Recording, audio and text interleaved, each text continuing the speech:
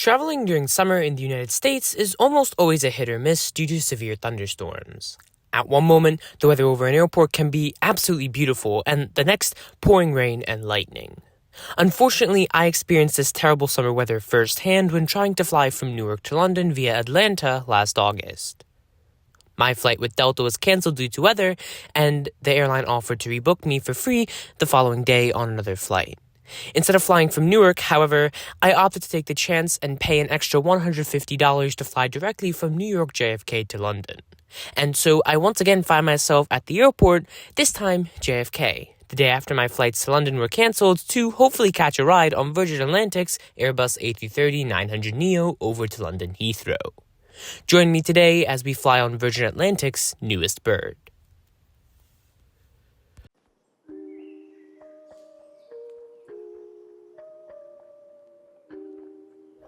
After a ride on the $8.50 air train from Jamaica Long Island Railroad Station, welcome to Terminal 4. This terminal is home to most SkyTeam airlines, including Virgin Atlantic and Delta.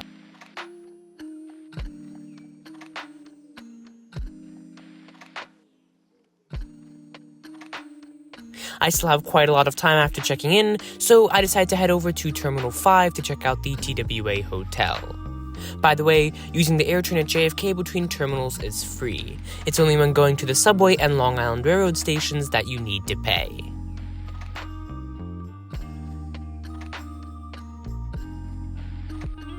Anyway, welcome back to 1962, the golden age of American air travel. The TWA Hotel was actually the first and original airline terminal to serve New York JFK Airport, then known as Idlewild.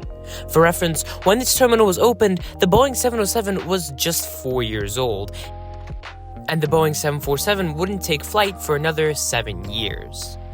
This hotel is an absolutely great piece of American aviation history, featuring many free exhibits pertaining to the history of TWA under the building's original mid-century architecture.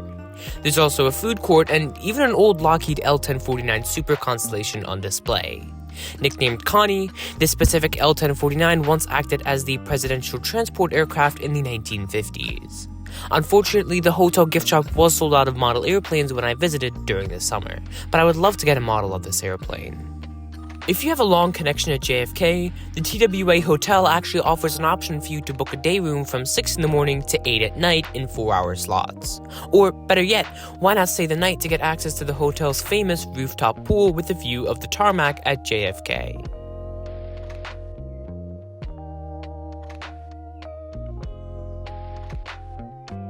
Now that was a really cool piece of aviation history. So me being the idiot I am, accidentally threw out my Virgin Atlantic boarding pass. So we're going back to Terminal 4 and let's see what we can do. After getting my boarding pass reprinted, I make it through security, which takes me around an hour. Unlike Terminal 1, which serves airlines the likes of Swiss, Lufthansa, Korean Air, Saudia, Air France, and others, Terminal 4 is comparatively really modern. This is mostly due to the fact that the terminal had just finished a major $1.5 billion redevelopment project the year before I flew through it in 2024. JFK's Terminal 4 is split into 2 concourses comprising of the A and B gates. If you're flying internationally on Delta and its other SkyTeam partners, or on a longer US domestic flight, then you'll most likely be flying from the B gates. If you're flying the likes of Emirates, El Al, Aeromexico, Virgin Atlantic, and others, then you'll probably fly out of the A gates, although this is not definitive. After killing some time, I head to gate B18, which is actually 4 bus gates in a little room at the far end of Terminal 4. Boarding starts on time via bus, and on our ride to the aircraft, we get to see firsthand how the construction of JFK's new Terminal 1 is coming along. Set for completion in 2026 and for a gradual opening that year, construction of the new terminal is set to cause major disruptions at JFK during the summer 2025 travel season and the lead up to its opening.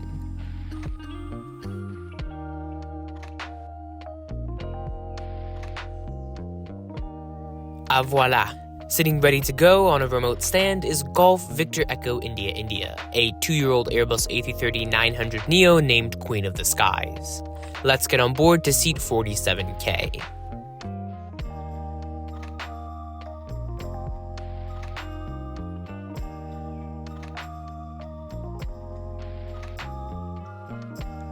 Awaiting me is an absolutely massive IFE screen with USB port and headphone jack, foldable tray table, and standard seat back pocket.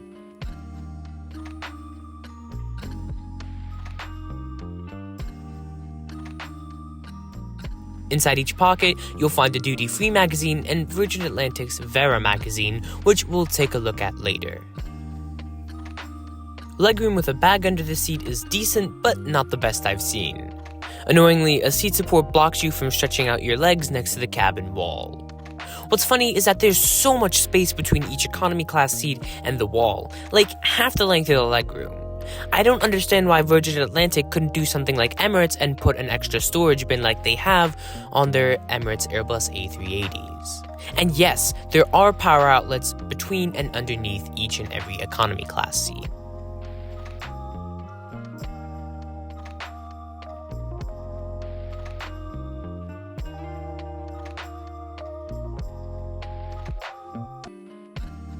In terms of amenities, Virgin Atlantic offers a pillow with itchy cover and soft blanket.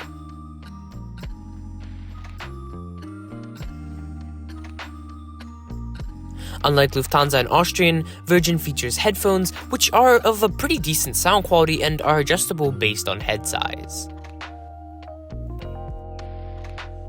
Around 5 minutes after I get on board the aircraft, an announcement was made saying that boarding had been completed, and I was shocked. More than half the seats were empty in economy class on a transatlantic flight between two major cities during the summer travel season. In my part of the economy cabin, there were just 5 people. This is something that I have never ever seen before on an aircraft.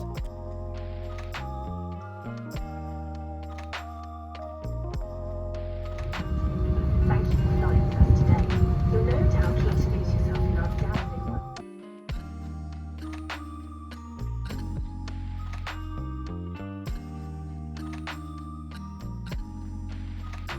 As we encounter our first of many weather delays while taxiing out to the runway, let's check out Virgin Atlantic's signature Vera IFE system.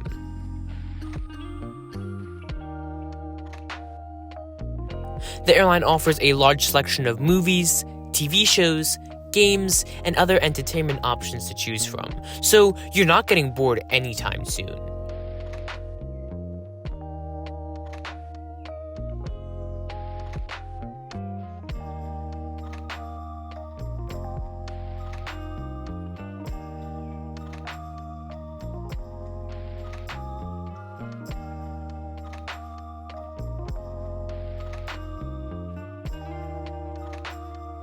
Unlike certain airlines, you can pair your Bluetooth earbuds or headphones to the IFE system in economy. It involves clicking a Bluetooth icon on the IFE system's control panel and simply pairing your earbuds. After a 2-hour delay due to the bad weather and our aircraft's AC pack overheating, we finally roll on to runway 31 left for a takeoff out of JFK, and honestly, I'm extremely relieved. It would have sucked to have had a second day of cancelled flights and rebookings.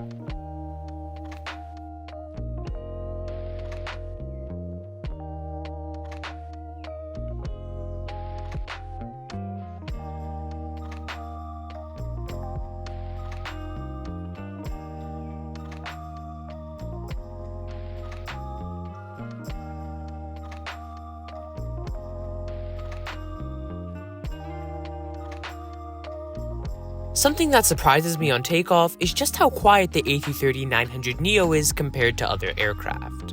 When I measured the cabin sound on my Apple Watch, it was only around 74 decibels. That's almost 10 decibels lower than on other older aircraft such as the A330-300. Around 20 minutes after takeoff, the flight attendants come around with the pre-dinner service, consisting of some corn chips and a hot or cold drink of your choice. I go for my usual tomato juice. While we wait for dinner, let's take a look at Virgin Atlantic's signature Vera magazine. Unlike other carriers such as Delta, VS doesn't include a route map or fleet information in their magazines. Oh well, I guess only AvGeeks look at them anyway. And dinner is served. Between chicken tikka masala and rigatoni pasta, I go with the bland option, the pasta. Consisting of, well, pasta, a salad, hot bread roll, piece of cheese, cracker, and chocolate mousse cake, this meal is actually quite hearty for just a 6-hour flight. As for drinks, I choose something a bit different, a very sugary can of lemonade.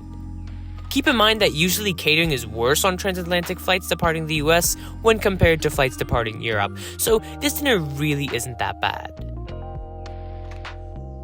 Half an hour after dinner, a hot drink service rolls around the cabin, and I get myself some tea since I learned my lesson trying to stay up for 30 hours straight while flying back to the US last year. What's funny is that as the cabin lights begin to dim, some passengers actually made pillow forts in some seat rows because the plane was so empty on tonight's flight. Time to get some shut-eye on this rather short hop over to the UK. Good morning, some 400 miles or so from the Irish coast. I've just gotten around 2.5 hours of shut-eye, spreading myself out on an empty row of 4 seats next to me. Around an hour before landing, I'm surprised to find the flight attendants serving quite a substantial breakfast for economy class. While other carriers such as United only serve yogurt and a piece of pastry, Virgin Atlantic goes all out, providing a hot English muffin with egg, oatmeal cranberry granola bar, and probiotic yogurt in economy class, on a 6-hour flight.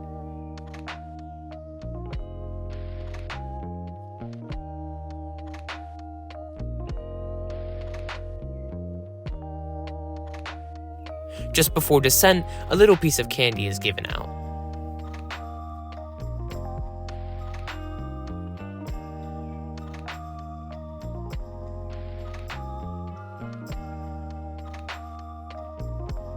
As we descend into London Heathrow just 45 minutes late, I keep trying to find any problems that I have with Virgin Atlantic and their A330-900neo, but I really can't. Compared to the last time I flew on the airline in 2019 on their A330-300, they really have changed for the better. From the wonderful cabin crew, to an amazing, comfy seat and large IFE screen, and great food, there's really nothing I can complain about. While Virgin Atlantic economy class is around $150 to $300 more expensive when compared to its competitors on the same routes such as British Airways and American, the airline really shines in terms of its brand and onboard atmosphere. If you have some extra money to spend and you're flying to London, make sure to check out Virgin Atlantic. You won't be disappointed. So yeah, you've reached the end of the video. If you want to see more content like this, please like and subscribe and comment down below an airline that you would like me to review in the future. Thanks for watching.